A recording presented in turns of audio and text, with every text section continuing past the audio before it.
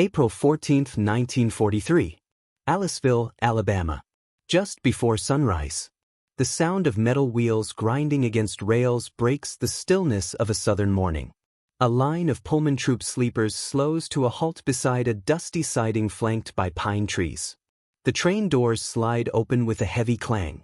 From within, hundreds of German POWs, most of them from Rommel's Afrika Korps, blink at the first daylight they've seen in days. Their eyes sweep across an alien landscape, red clay, endless farmland, and the occasional barn jutting against the horizon. A young corporal named Dieter Kraus steps down, his uniform rumpled, his boots still caked in North African dust. He instinctively shields his eyes from the glare. Behind him, a Feldwebel mutters, "So this is where they bring us." No fences yet in sight, just the smell of damp earth, honeysuckle, and faint traces of smoke from a distant farmhouse stove. The Americans waiting for them aren't soldiers in helmets. They're guards from the 38th Military Police Escort Guard Company, armed but relaxed, men who've seen the front lines and are just glad to be stationed somewhere quieter. One of them, Sergeant Harold Lyons, chews a sliver of dried tobacco and watches the Germans unload. "You boys look like you could use a meal," he says, half joking, as if welcoming neighbors to a church potluck. The prisoners are marched 2 miles under watch, boots crunching gravel, through rows of telephone poles and past slow-moving tractors. Locals stand on porches, watching silently. Some women avert their eyes. Kids wave. A few mutter under their breath about Hitler's boys. But the men they see don't look like monsters. They look tired, sunken cheeks, silent eyes. Half of them younger than 22. At Camp Aliceville, the newly arrived POWs are processed, searched, deloused, and assigned to barracks. Kraus is stunned by the relative order. Wooden bunks, potbelly stoves, blankets, hot water, a latrine that actually works. Compared to the frontline trenches and starvation rations of Tunisia, this feels unreal. But it's what happens the next morning that begins to truly rattle their sense of understanding. At 5:30 a.m., the camp kitchen fires up. The smell wafts across the compound, bacon grease hitting a hot griddle, eggs scrambling in cast iron pans, coffee boiling. The guards eat first, but by 6:45, German prisoners are brought into the mess hall, row by row. Kraus sits across from an older man, a farmer from Bavaria named Otto, who freezes at the sight before him. On his metal tray, scrambled eggs for slices of bacon, 2 sausage links, a biscuit the size of his fist, butter, jam, and a full glass of milk. Otto stares at it like he's hallucinating. "This is normal?" he whispers in German. One of the kitchen staff, a young American farm boy assigned to kitchen duty, shrugs. "Just breakfast," he says. The Germans eat in silence. They're not allowed to talk during meals, but even if they were, few would know what to say. Back in Germany, ration books dictated meager portions, 2 ounces of meat per person, per week. Sausages were filled with potato flour or horse meat. Bacon was a distant memory. And here in the land of their enemy, breakfast is a mountain of meat. Kraus can't finish his tray.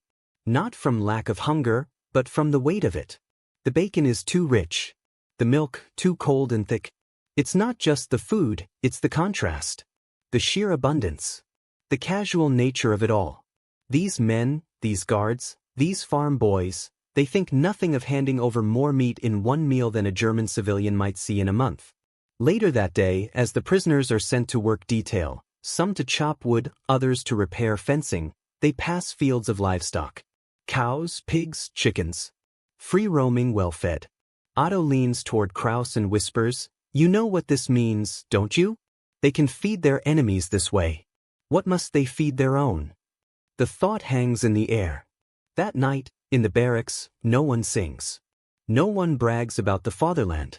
Instead, there's a deep and quiet reflection.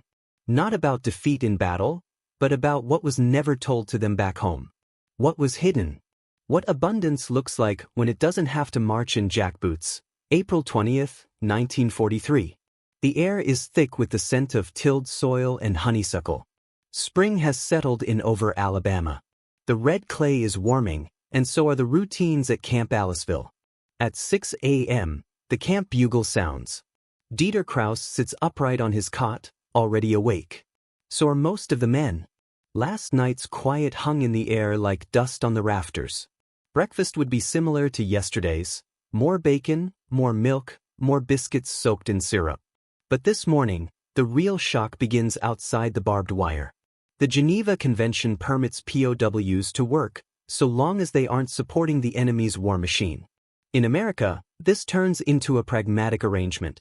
German prisoners are dispatched in groups to fill the agricultural labor shortages left by American men off fighting in Europe and the Pacific. By 7:30, Kraus is loaded onto the back of a flatbed truck with 15 other POWs. A single MP rides with them, casually cradling his rifle.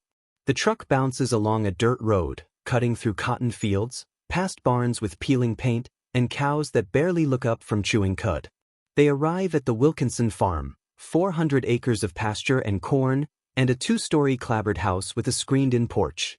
Mr. Albert Wilkinson, in his 50s and wearing a straw hat, greets the MP with a handshake.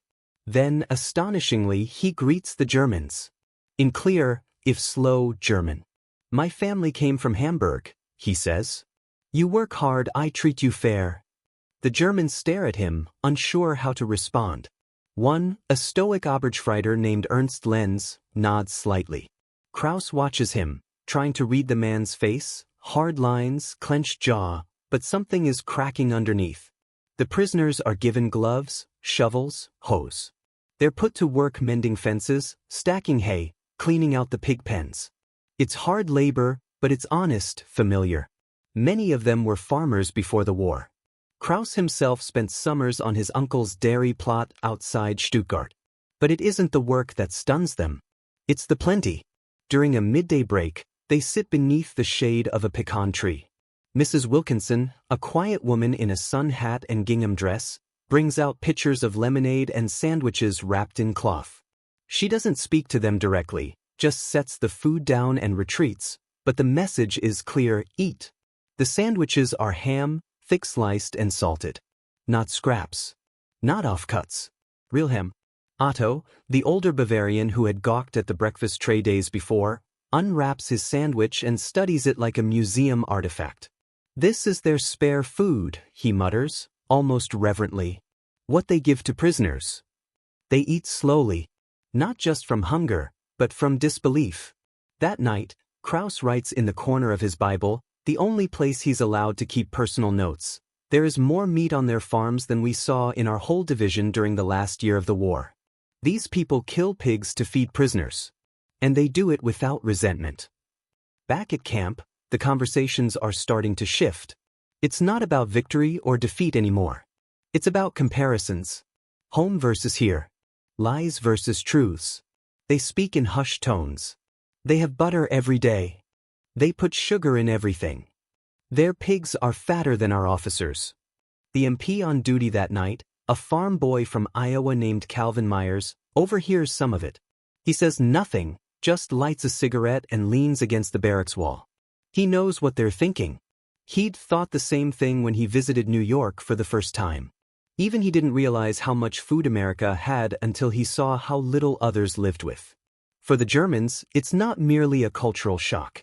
It's an existential one.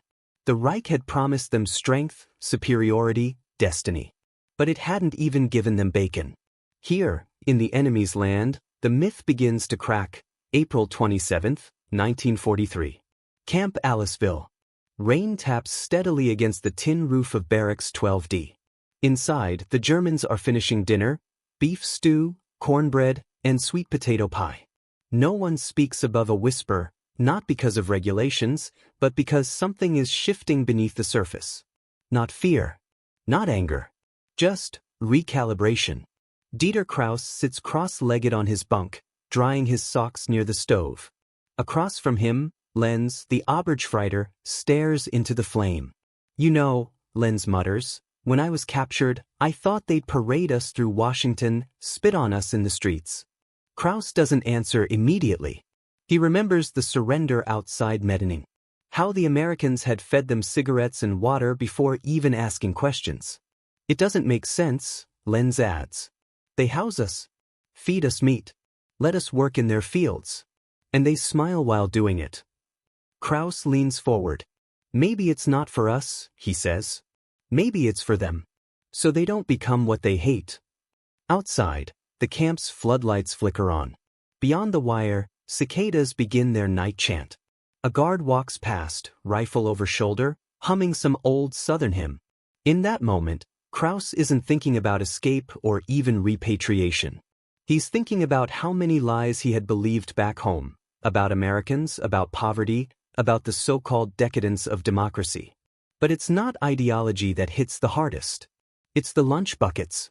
Every day on the farm, the Wilkinson family sends them back to camp with leftover meals, scraps, perhaps, but generous ones. Slices of ham wrapped in wax paper. Buttered corn. Sometimes even cold fried chicken legs.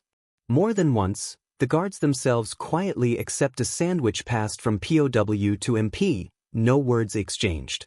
Just a nod. This pattern repeats across dozens of farms. Camp Aliceville becomes known as the country club among U.S. MPs, not because of lax discipline, but because the German prisoners, once arrogant, defiant, are becoming subdued, reflective, almost courteous. In Barracks 4C, another prisoner, Hans Weber, a former Berlin schoolteacher, begins writing a secret diary. In it, he records not tales of escape or resistance, but lists of foods: liverwurst, chicken and dumplings, roast beef, canned peaches, butter on both sides of bread. He writes down phrases the farmers say, observations, notes about how American children play without fear, how Negro field hands joke with the prisoners, how the women in the towns speak with kindness, even if their husbands were killed in North Africa. One entry reads, "We expected hatred. We found silence, work, and meat. More than we have ever seen. They feed us like we are their own. I don't know what to make of it." The silence, though, isn't total. In June, a new batch of prisoners arrives, captured in Sicily. Their stories are harsher, more brutal. Their bodies thinner. And they bring news: cities firebombed, meat rations cut further, winter fuel nearly gone. Some of the newcomers scoff at the Aliceville prisoners. "You're soft," they say. "You've forgotten who you are." But it's the Sicilians who break first. Within weeks, they too are stunned into silence. One of them, a Wehrmacht mechanic named Vogel, spends 10 minutes staring at a slice of meatloaf before finally saying, "This is what we were told was propaganda." Kraus begins to notice something else. The guards, once just silent sentries, start talking more. Not about the war, but about their own lives. The Kraus, their brothers in the Pacific, their daughters learning to drive tractors.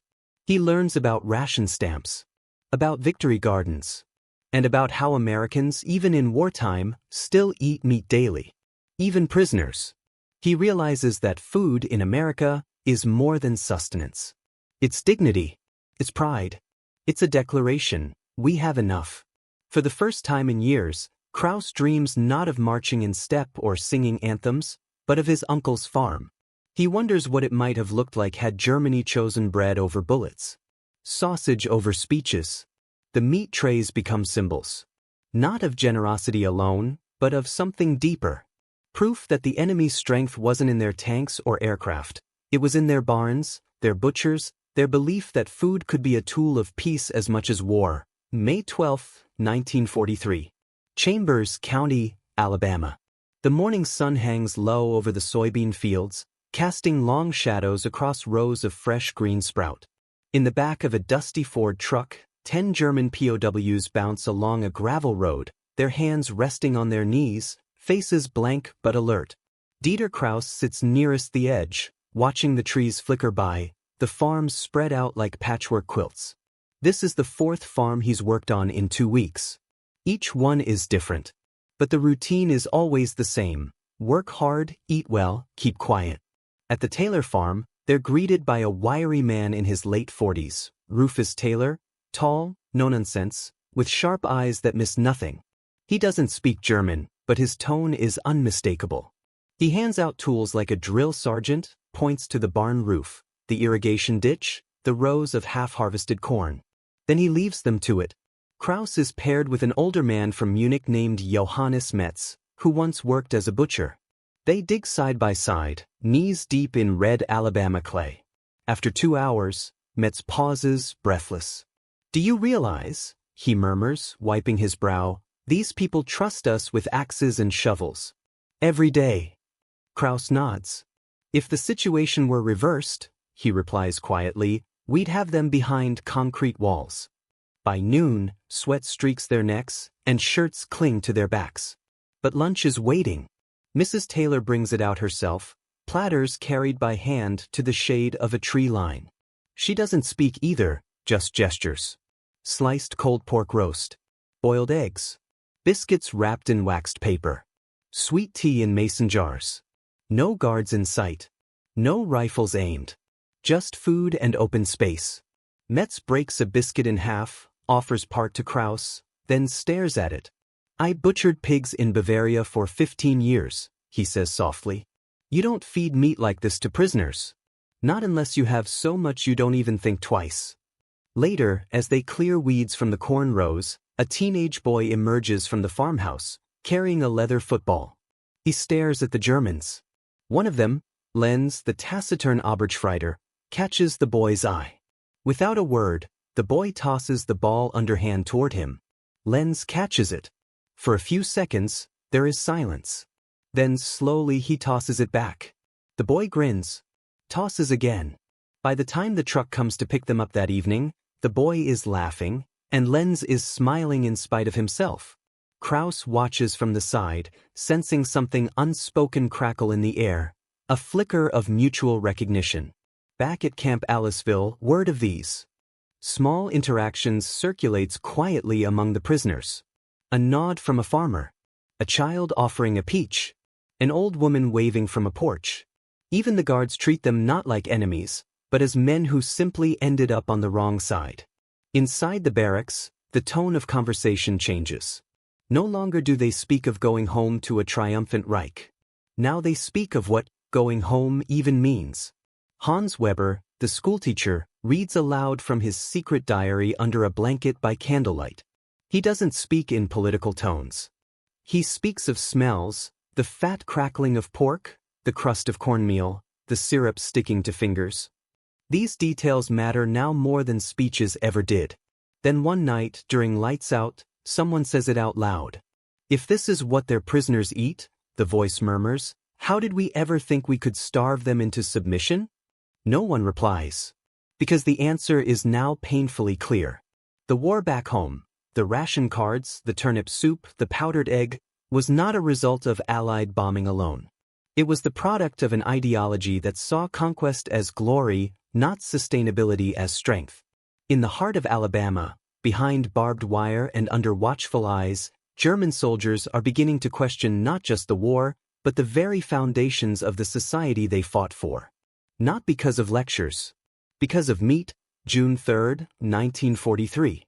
Camp Aliceville, Alabama. Under the sweltering heat of an Alabama summer, the prisoners write letters.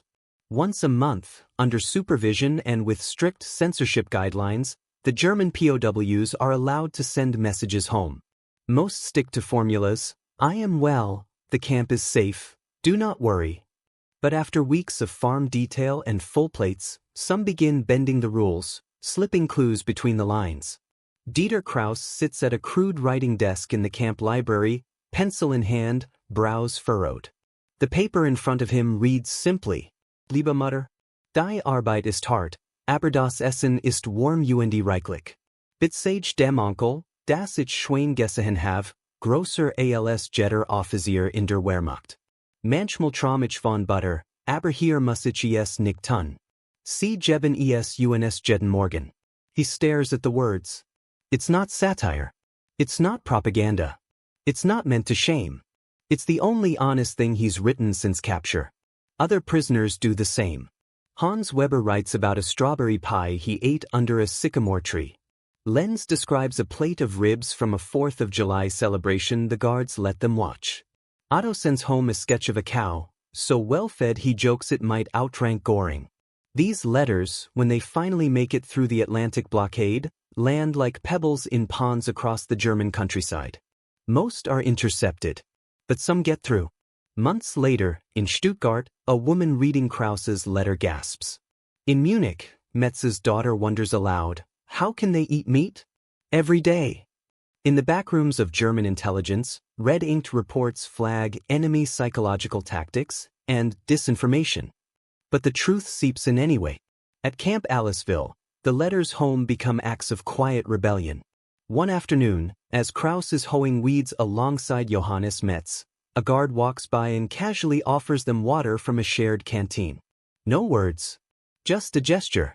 Metz takes a sip, wipes his mouth, and says, "Back home, they would say this is weakness."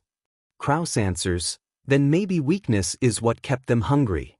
They don't argue. Because by now, even the most hardened prisoners have felt it, the erosion of certainty. The Reich had taught them that Americans were soft, decadent, fragile.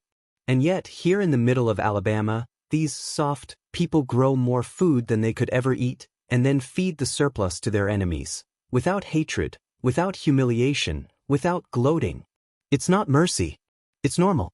That's what stings the most. One evening in the library, Kraus finds an English-language reader's digest with a photograph of a meatpacking plant in Chicago. Gleaming metal hooks. Conveyor belts of beef. Rows of workers in aprons, clean and quick. It looks like a war factory, but it's for food. He closes the magazine slowly. That night, Kraus writes in his Bible again, in the blank pages between Psalms. If war is proof of a nation's strength, then peace is proof of its abundance. I have seen how Americans feed their soldiers, their farmers, even their prisoners. This is not weakness. This is something we were never allowed to understand, that a full stomach breeds no fear. A week later, a Red Cross delegation arrives to inspect the camp. They find clean barracks, compliant guards, and yes, meat on every tray. One Swiss observer asks a guard, half jokingly, "Aren't you treating them too well?" The guard replies, without flinching, "They're human, aren't they?" It's not a policy. It's a principle. And for the men behind the wire, who once marched under banners promising glory through iron and sacrifice, that principle tastes like fried pork chops and whole milk. The Americans don't try to change them, but they do feed them. And slowly, silently, that changes everything.